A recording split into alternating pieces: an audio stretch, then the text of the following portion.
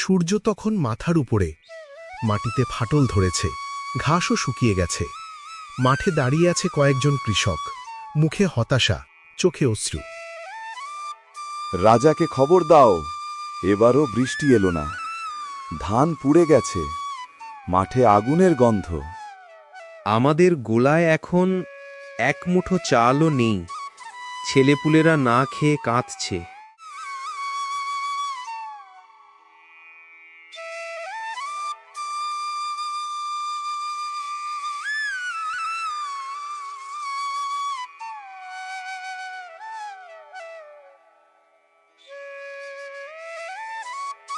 আমার প্রজারা কেমন আছে? মাঠের ফসল কেমন? মহারাজ, গ্রাম জুড়ে খরা। বৃষ্টি হয়নি 3 মাস। নদী শুকিয়ে গেছে, ধান মরেছে, গোলাঘরে খাদ্য কমছে, আর লোকেরা ক্ষুধায় মরছে। রাজ্য যদি কাঁদে, রাজা কখনো শান্তিতে ঘুমোতে পারে না।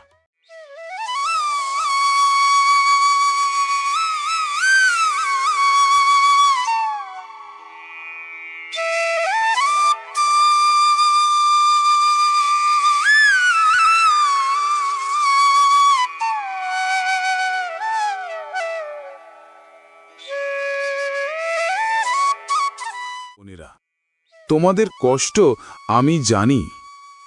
বলো, কি করলে তোমাদের উপকার হবে? মহারাজ, মাঠে জল নেই, নদী শুকিয়ে গেছে। আমরা বীজ বুনতে পারি না, চাষ দিতে পারি না। আমরা ভিক্ষা চাই না রাজা, শুধু একটু আশা চাই।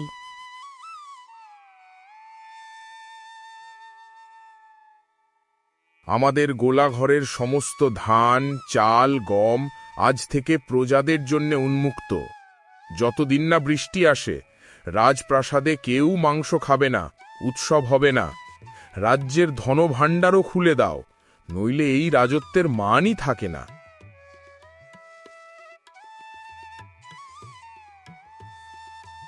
মহারাজ, তাহলে তো রাজকোষ ফাঁকা হয়ে যাবে। রাজা ক্ষুধার্ত প্রজার পেট ভরাতে না পারে, এমন রাজ্য আমার প্রয়োজন নেই।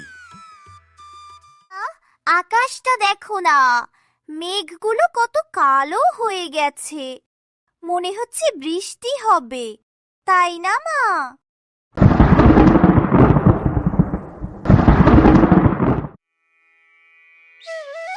জয় রাজা, জয় রাজা, জয় রাজা, জয় রাজা, জয় রাজা, জয় রাজা, জয় রাজা, জয় রাজা। আমরা একসঙ্গে লড়েছি। আমি রাজা নই, তোমাদের সাথী।